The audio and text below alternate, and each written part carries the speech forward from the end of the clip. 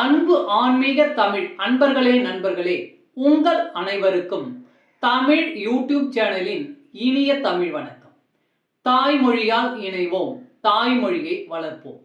வாழ்க தமிழ், வளர்க தமிழ்.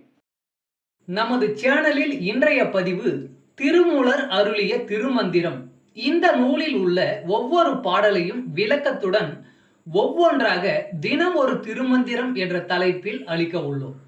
இதனை ஆன்மீக அன்பர்களாகிய நீங்கள் கேட்டு சிவனருள் பெற்று பலன் பெற வேண்டியும், மேலும் இப்பதிவு உங்களுக்கு பிடித்திருந்தால் இப்பதிவிற்கு லைக் மற்றும் ஷேர் செய்தும், அது மட்டுமல்லாமல் இதுவரை இந்த சேனலுக்கு நீங்கள் சப்ஸ்கிரைப் செய்யவில்லை என்றால் இந்த சேனலுக்கு சப்ஸ்கிரைப் செய்து ஆதரவு அளிக்கவும் அன்புடன் கேட்டுக்கொண்டு இப்பதிவினை தொடர்கிறேன். வாருங்கள், தினம் ஒரு திருமந்திரம் அறிவோம்.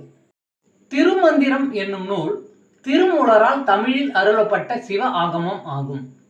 சைவ திருமுறைகளின் வரிசையில் திருமந்திரம் 10வது திருமுறையாக வருகிறது. 9 தந்திரங்களாக வகுக்கப்பட்ட இந்நூல் 3000 பாடல்களை கொண்டது.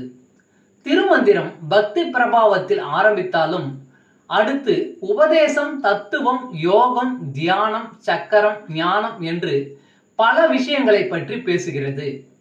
திருமூலர் யோக பயிற்சி தரும் விதம் சுவாரஸ்யமான நடை. அவை வெறும் சூத்திரங்களாக இல்லாமல் படிப்பவர்களுக்கு உற்சாகம் தரும் விதமாக அதன் பலன்களையும் சேர்த்தே சொல்கிறார். தினம் ஒரு திருமந்திரம் பதிவில் இன்றைய திருமந்திரம் 106. சங்கரன் என்றால் சுகம் தருபவன். சிவன் முதல் மூவரோடு ஐவர் சிறந்த அவை முதல் ஆறிரண்டு ஒன்றோடு ஒன்றாகும். அவை முதல் விந்துவும் நாதமும் ஓங்க சவை முதல் சங்கரன் தன் பெயர்தானே. சிவன் முதல் மூவரோடு ஐவர் சிறந்த அவை முதல் ஆறிரண்டு ஒன்றோடு ஒன்றாகும். அவை முதல் விந்துவும் நாதமும் ஓங்க சவை முதல் சங்கரன் தன் பெயர்தானே. பாடலின் விளக்கம். இப்பாடலின் விளக்கத்தை அறிந்து கொள்வதற்கு மிகவும் கடினமாக உள்ளதால் இப்பாடலின் விளக்கத்தை அறிந்து கொண்ட பின் மற்றொரு வீடியோ பதிவில் அளிக்க உள்ளேன் என்பதை நான் மிகவும் வருத்தத்துடன் தெரிவித்துக் கொள்கிறேன்.